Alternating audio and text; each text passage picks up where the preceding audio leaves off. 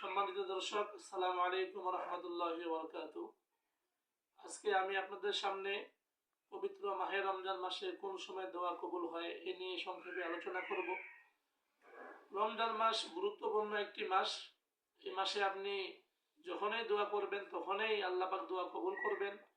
আরও কিছু কিছু হাদিসের মধ্যে পাওয়া যায়, বান্দা যত দোয়া করে আল্লাহ তাআলার কাছে, আল্লাহ পাক সমস্ত দোয়াকেই কবুল করেন, কোনো দোয়া আল্লাহ পাক ফেরত দেন না।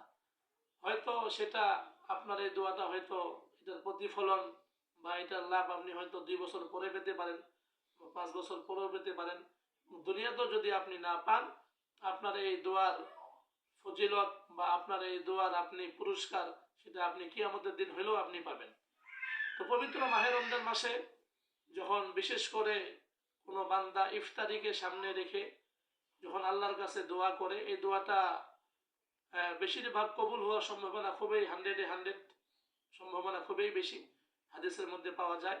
কারণ কি, বান্দা যখন ইফতারি সামনে রেখে সারাদিন রোজা রেখে, সারাদিন সে রোজা রাখছে, সারাদিন না খেয়ে আছে, অনেক পিপাসিত, অনেক ক্ষুধার্ত, খাবারকে সামনে রাখছে, তারপরও সে খাচ্ছে না।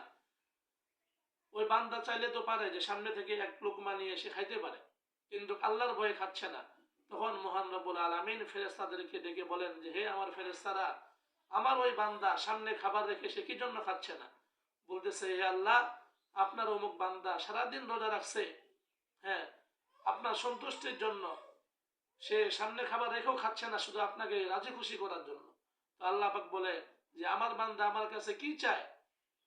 ফেরেশতারা বলে যে, হে আল্লাহ, আপনার বান্দা আপনার কাছে মাপ চায়, সে জীবনে অনেক ভুল করেছে। তো আল্লাহ পাক বলে, আমার বান্দা কি আমাকে দেখেছে? যে না আল্লাহ পাক, আপনার বান্দা তো আপনাকে দেখেনি। আমাকে না দেখেও যে সে সারাদিন আমার সন্তুষ্টির জন্য রোজা রাখলো, হ্যাঁ, সে খাবার সামনে রেখেও খাচ্ছে না। হে বান্দা, হে ফেরেশতা, তুমি যাও আমার বান্দাদেরকে বলে দাও, আমি আমার বান্দার জীবনের সমস্ত গুনাহকে মাফ করে দিলাম, এবং আমার বান্দা যাই দোয়া করবে আমি মহান রব্বুল আলামিন সমস্ত তার দোয়া, তার অভিযোগ, তার চাওয়া আমি মহান রব্বুল আলামিন কবুল করে নিব। সুবহানাল্লাহ।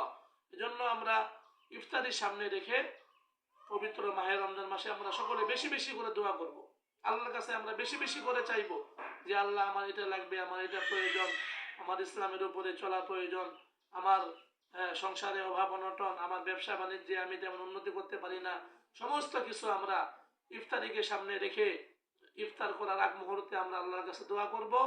আশা রাখি আল্লাহ পাক আপনার আমার সকলের এই দোয়াকে আল্লাহ পাক কবুল করবেন। এজন্য আমরা সকলেই এই ভিডিও দেখার পর থেকে যারা আমরা এই ভিডিও দেখতেছি, আমরা সকলে আজকে থেকে এই দোয়াটা বা এইভাবে দোয়া করার নিয়মটা আমরা যারা জেনে নিলাম, আমরা এইভাবেই দোয়া করব মহান রব্বুল আলামিনের কাছে ইফতারিকে সামনে রেখে। আশা রাখি ইনশাআল্লাহ আল্লাহ পাক আপনার আমার দোয়াকে কবুল করুক বা কবুল করবেন ইনশাআল্লাহ তাআলা। আল্লাহুম্মা আমিন।